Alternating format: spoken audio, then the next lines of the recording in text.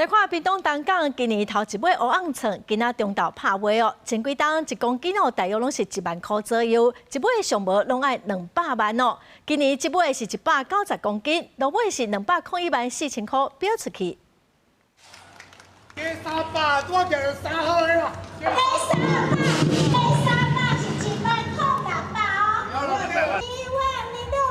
12600成交。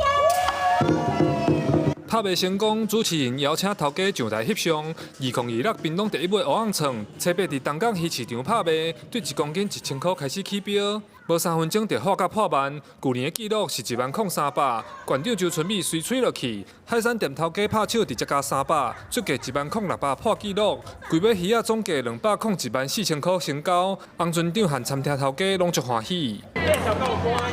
有啦，好高興哦！現場拍那個。很高興啊！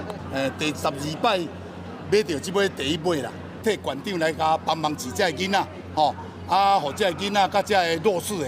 蕭頭家表示，頭一尾賣的錢會捐予縣政府，幫助弱勢學生。屏東舉辦第一尾蚵仔床活動已經進入25檔啊，是東港的年度大代誌。琉球一位洪船長初一出海，原本是要掠旗魚，說好運去釣到蚵仔床。初5通報，初6通過魚會鑑定，長度214公分，重量190公斤，確定算是今年頭一尾，嘛是咱台灣的第一尾。那個旗魚的釣繩比抓黑尾的釣繩要短，然後要細。結果他可以把這一尾將近200公斤的黑尾魚拉上來，就知道我們洪船長一輩好功夫了哦。那今天這一尾黑尾魚，不僅是我們屏東的第一尾，我也可以在這邊跟大家宣布，是我們台灣的第一尾。